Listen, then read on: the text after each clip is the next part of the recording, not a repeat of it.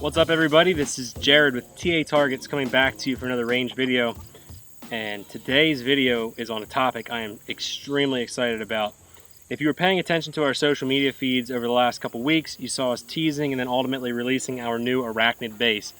And this is a product that we have been working on for well over a year. So to say that we were excited to release it is really honestly an understatement. Now with the release, obviously I wanted to make some videos that were very informative. Some of them were exciting. You probably saw our product release, which was a super pumped up video, a lot of B-roll and cool shots and stuff. But an equally important video series that I want to do on these bases is videos that help our customers first off see how to use the bases properly, and then ultimately choose between the Arachnid, our 20-inch base, and our 26-inch base. And there are specific circumstances in which I would recommend each one to a customer. So my goal with these series of videos is to help point you in the right direction, because each one of them is vital in its own way. Now, we obviously are super excited about the Arachnid because it builds off of the evolution of our round base, and I think it's going to offer a lot of customers even more added value.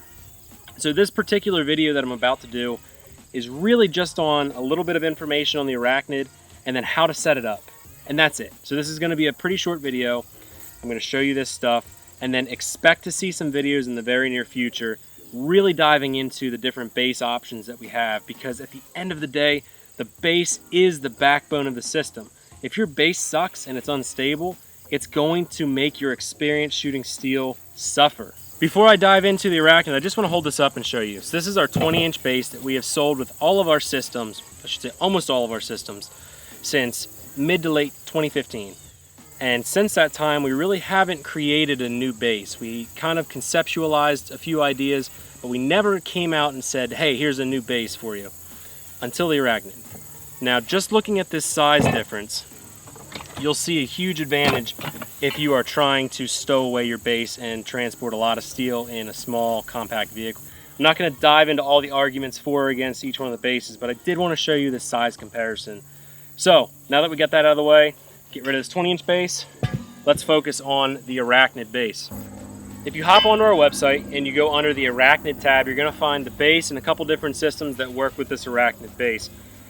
And if you decide to pull the trigger on any of these and you purchase them, you're going to get a box. It's going to have all your components inside. I brought you an example of if you bought a 2/3 8-AP system with the Arachnid, you would get the 8-AP top bracket, which is pretty standard. Many of you already know what that is.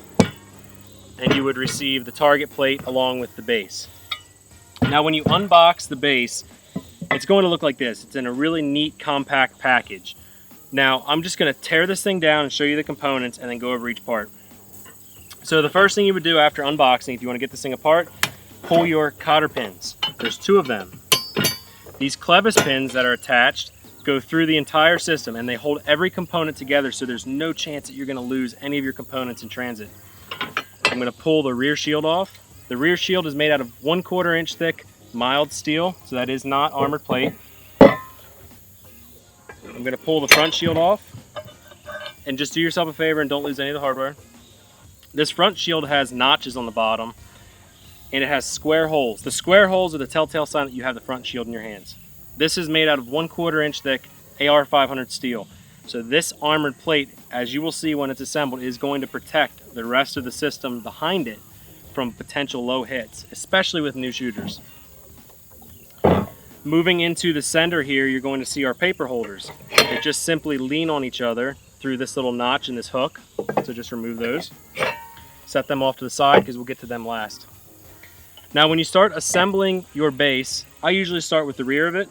I'm just going to pick up the rear shield, lift up on the base, and slide the pointed feet through the slots. As you're doing that, kind of rock it back, give a little bit of down pressure, and that's all it takes. And now the back shield is in place. Next step is to take your clevis pin, slide it through the holes, I'm going to turn the base so you can see it from that angle. Slide it through the holes. Put your cotter pin in place. What that does is that keeps the shield in place, so when you're picking up the base, it doesn't fall and rotate out of its spot. Next, I'm going to take the front shield. It's going to go together just like the rear. Slide it together. Just be very careful when you're putting the base together that you're not pinching your fingers. There is the potential for that if you're not careful. Slide the clevis pin through the two holes. We're going to find our hairpin clip or cotter pin. Clip it through the clevis pin. And now your base is together. You can pick it up, move it around, and none of the shield pieces are going to fall apart. At this point, it's all assembled. As far as the main frame, you've got the legs in the middle that are 1/4 inch mild steel. They wrap up over the top. It effectively locks everything together. With the clevis pins in place, you could pick this base up and it's not going to go anywhere. It's not going to fall apart. We've strategically put a notch in the back here so you can reach in and tighten your thumb screw. And there's plenty of room on the side for this other thumb screw. The reason we have these thumb screws is to put tension on your 2x4 post to keep everything nice and rigid. Paper holders are super easy. You'll see they have a hook and a post. You just slide it over the notch in the front shield. Same thing with this side. Now that notch is in the top and it keeps everything in place when you're carrying around your base and you're moving things around so that they don't fall out and you don't lose any components. But that's it.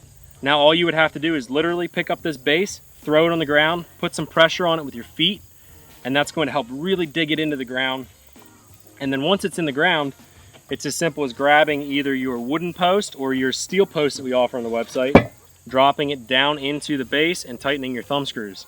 From there, you just put whichever target system you've purchased onto the top of the board and you are ready to roll. I'm pretty sure by now, after showing you this base, you kind of see why it took us so long to actually create, test, modify, refine, rebuild, redesign, ultimately get to this point with the Arachnid.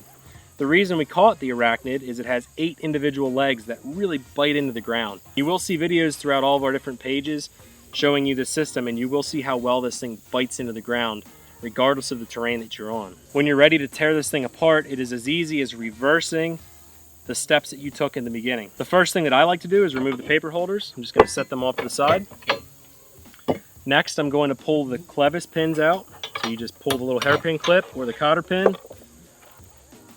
Do that to both of the pins. I'm going to move on to the front shield. Just rotate it out, just like that. It's like a sweeping motion. Set that off to the side. Same thing with the rear shield. So when putting this thing back together, you're going to have to orient the shields properly.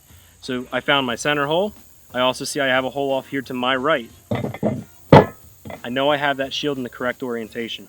First thing I'm going to do before anything else, put my paper holder into the slot. It just kind of hooks onto the tube, drops down between these slats. Same thing with this front one. Next, I'm going to take my rear shield, put the pin through it like that. And as I'm guiding the pin through, I just kind of lift up on the paper holder to line up the holes, slide the clevis pin through the rest of the way.